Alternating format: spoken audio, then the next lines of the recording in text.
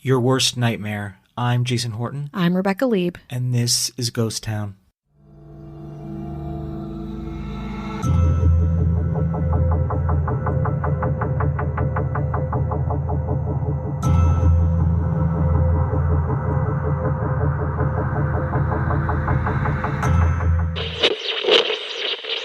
When you left the house this morning, was your wife alive? Oh, yeah.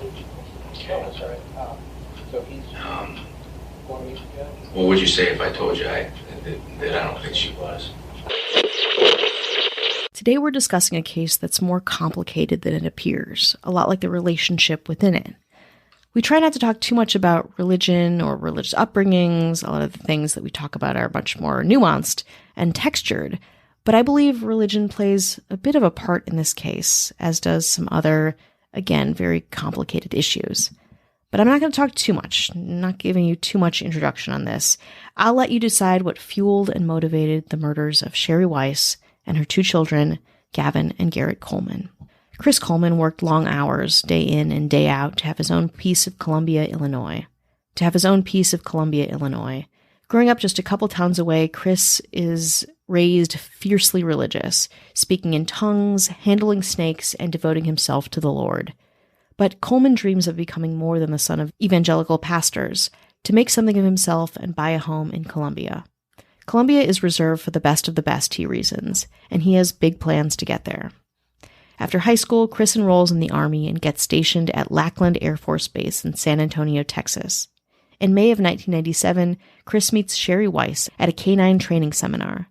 He's a Marine, she's in the Air Force, and they plan on continuing their respective tracks. Ron Coleman, Chris's dad, was surprised when the two got together. He would say, quote, "She was a worldly little girl, little short shorts, tattoo on her leg, not the person we thought he'd be with." Unexpectedly, Sherry gets pregnant. Chris, at 21, is still a devout Christian and proposes to 20-year-old Sherry, and the two are married. Chris and Sherry welcomed their first son, Garrett, on April 30th, 1998, and their second son in 2000, named Gavin. The couple do settle in Columbia, Illinois, still a small town just over the Mississippi River from Missouri. Both the Coleman kids loved sports and played for the Columbia Blue Jays football team. Sherry and Chris seem happy. They've made it. Sherry was a stay-at-home mom, and Chris, well, he still needed a job. So he called Joyce Meyer. Joyce Meyer was a family friend and honestly a local celebrity in her own right.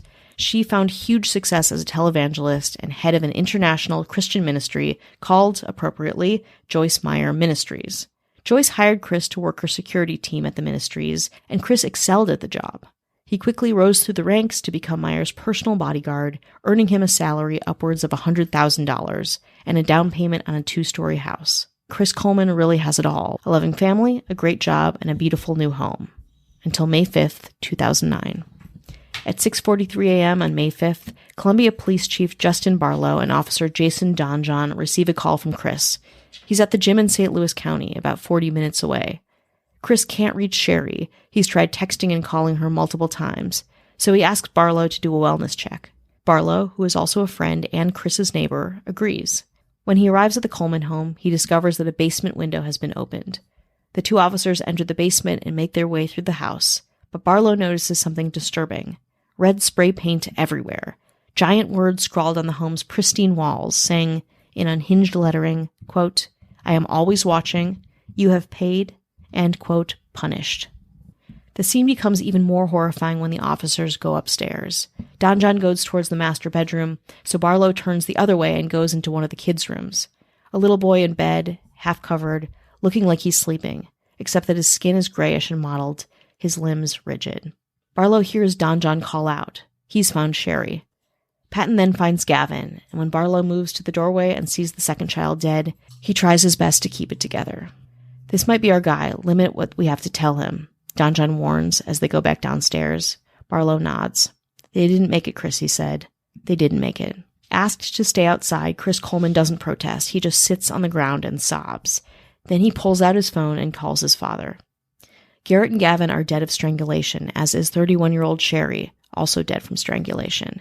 She has a black eye and bruises as well, indicating that she likely tried to fight off her attacker. Emergency responders immediately take Chris to the hospital to help revive him and monitor his health. But on the way to the hospital, one of the EMTs notices scratches on Chris's arm. When asked where they came from, Chris starts violently punching the gurney, scratching his arm in the process. Though he's in a fragile state, Chris is soon taken to Columbia Police Headquarters and interviewed. He speaks with pride of his job as Joyce Meyer's bodyguard. Quote, "She's on TV in 37 languages in 3/4 of the world." He also tells them about the security surveillance company he started, Executive Innovations, but he doesn't mention his own security camera, which might have recorded an intruder, until the detectives prompt him. But that's not even the most surprising part. Eventually, Chris breaks down, distraught, and admits two things. One, he's been getting anonymous death threats, and two, that he's having an affair with a woman named Tara Lintz, Sherry's best friend. Digital evidence recovered from Sherry's phone and Chris's laptop confirm both of these points, as does a police paper trail. From November 2008 to April of 2009, threatening, obscene letters and emails are sent to Chris Coleman, Joyce Meyer, and her son from the email destroychris@gmail.com. The death threats accuse Joyce Meyer of, quote, preaching bullshit and threaten Chris Coleman's family, saying, quote, "I will kill them all while they sleep." The emails and letters come in waves, first to Chris's work email and then straight to the Coleman house, each letter progressively more threatening. Chris immediately reached out to authorities, saying he feared for his life and the life of his family. His neighbor, Barlow, of course an officer with the Columbia Police Department, had a camera pointing at his house just in case. The final letter arrived in April of 2009 and said in all caps, quote, "This is my last warning. Your worst nightmare is about to happen." Barlow installed a security camera pointed at the Coleman's mailbox this time and sent officers to patrol the neighborhood. Neither the camera nor the extra patrols yielded any results. But the break in the case would soon come, as the relationship between Chris and Sherry was examined, in all its toxicity, conflict, and infidelity. But first, let's take a break. Hi, hello, how are you? Hello. How are you doing? Are you doing okay over there? Oh. You doing okay? I had a little Wisconsin, there's just like a little twang that I heard myself doing. You're just twanging out? You're welcome, or I'm sorry. We hope you're doing well, and we want to say hello and thank you to anyone listening, supporting the show, spreading the good word of Ghost Town Podcast. Yes. Thank you, thank you, thank you, thank you, thank you. I cannot thank you enough. We appreciate. Absolutely. We got to give. I'm sorry. No, I'm not sorry. We got to give a shout out to our government. Okay. Don't be sorry for that. Loud, proud for the government. Hell yeah. It's so loud. And who's bringing the noise? Who? The mayors. Oh, nice. On lead guitar. It's a huge guitar. Love it. It's too big. Yeah. Why is it neon orange? Because cool. guess what? That's Cat Joselle. Hello. On drums. Rocking the drums. Making all kinds of noise. Whoa. Casey Weber. Hello. On the bass. Mm-hmm. Funky, funky, funky, funky, funky bass. Hello, the backbone of the band. That would be Charlie Gilbert. Hello. On rhythm guitar, but it's acoustic and electric in one guitar. Whoa. Yeah. Whoa. It's like that. Impressive. That's Kelly Meehan. Hello. Kelly Meehan. And rocking the vocals, screaming and singing Ooh. and crooning. The front man. That's Ashley Matson. Hello. And our governor. Wow. Owner of the record label. Manager. Accountant. Lawyer. Owner of the business. Overseeing all activities. Control. You know who decides what Ticketmaster can charge those fees? You know who does that? Avian Noble. You want no ads, no chit chat, bonus episodes, just the good stuff. 7 days free. Check it out. Head on over to patreon.com/ghosttownpod. All right. You want to get back into it? Let's keep it moving.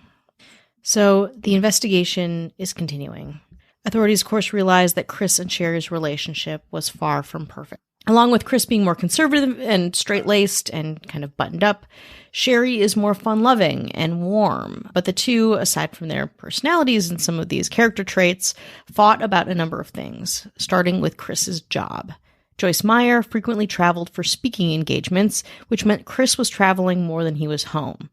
This was really hard on the family, and Sherry and the boys kept a countdown calendar on the refrigerator in anticipation for when their father would return home. The two also fought about money.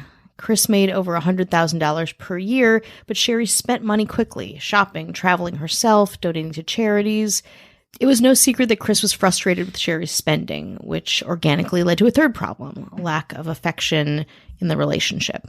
Chris was not a very affectionate person to begin with. He was, again, standoffish, kind of buttoned up, and those who knew the couple said they rarely saw him hug or kiss Sherry or his sons. In fact, friends of Sherry said that she confided in them that Chris was angry at her a lot, leading to little to no affection, even during sex. Sherry was committed to working things out with Chris, though, even though she also suspected that he was having an affair. She told her friends that she just loved him too much to give up on the relationship. Sherry, despite not having confirmation, was right. Chris was having an affair with Sherry's best friend, Tara Lintz. Tara was living in St. Petersburg, Florida at the time when authorities questioned her. They realized she had cultivated much more than a one-night stand with her best friend's husband. Tara and Chris began a sexual relationship in November of 2008, meeting up in Arizona, Hawaii, and more. They were in constant contact, exchanging text, pictures, and videos that were often extremely sexually explicit. According to Tara, Chris was planning on getting a divorce, but was waiting till after the holidays to pull the trigger.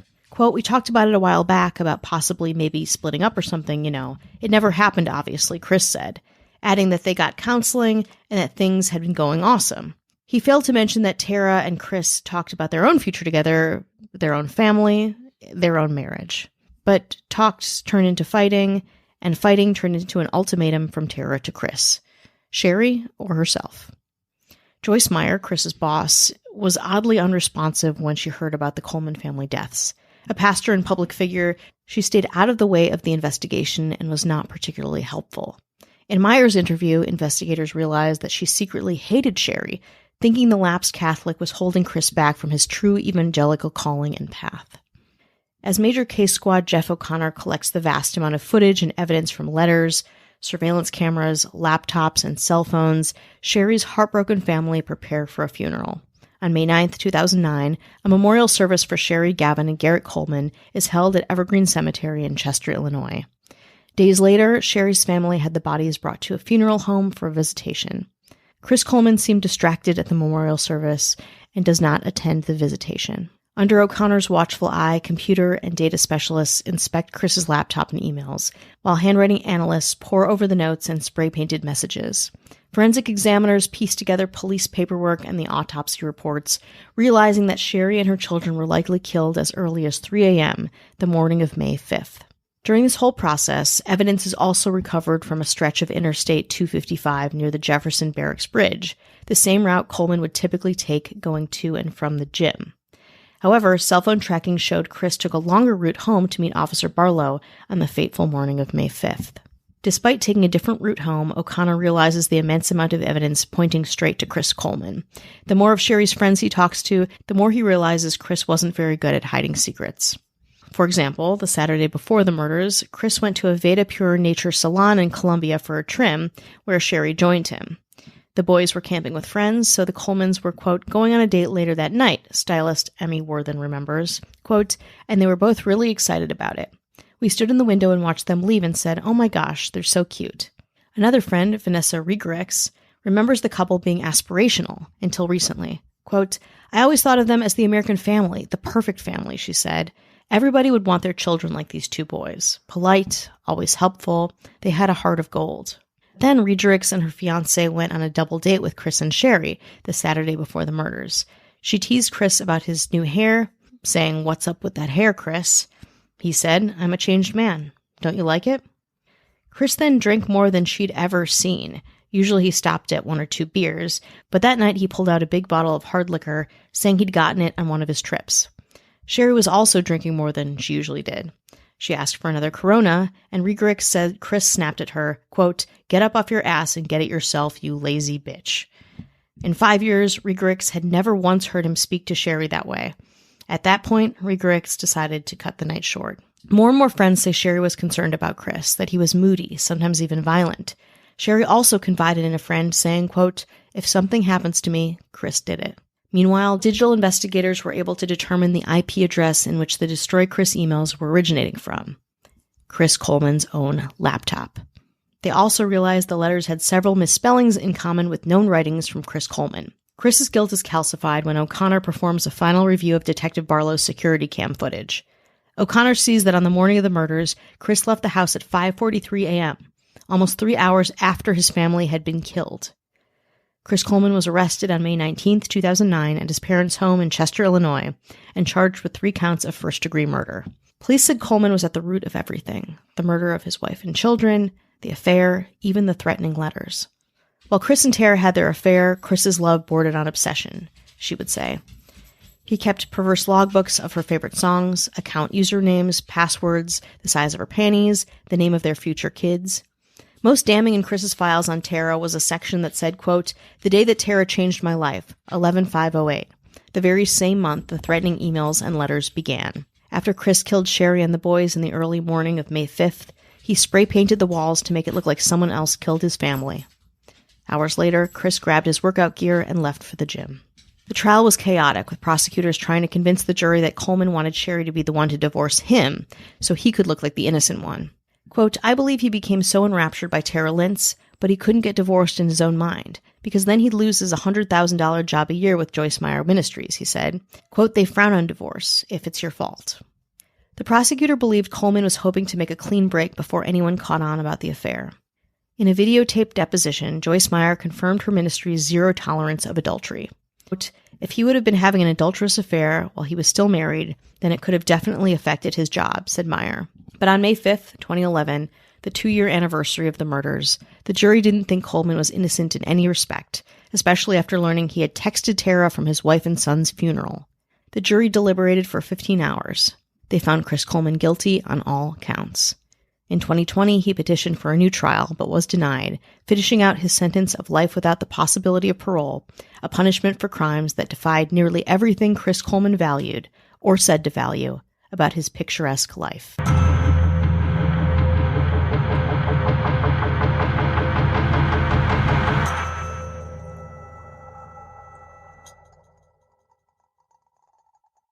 Join us at the new Gold's Gym Germantown grand opening, presented by Celsius, on August 15th in Germantown Commons. Free food and fitness classes, special offers, live DJ, personal trainers, thousands of dollars in giveaways, and more. That's August 15th at Gold's Gym Germantown. Now is the time for America to chart its course to a green energy future. And we can't do it without clean hydrogen. But it's up to regulators in Washington to establish the right rules that advance clean hydrogen today. Clean hydrogen needs the full extent of the production tax credit to decarbonize heavy industry, create high-skilled jobs, and lead the global energy transition. Get the facts at cleanhydrogentoday.org. Paid for by the Fuel Cell and Hydrogen Energy Association.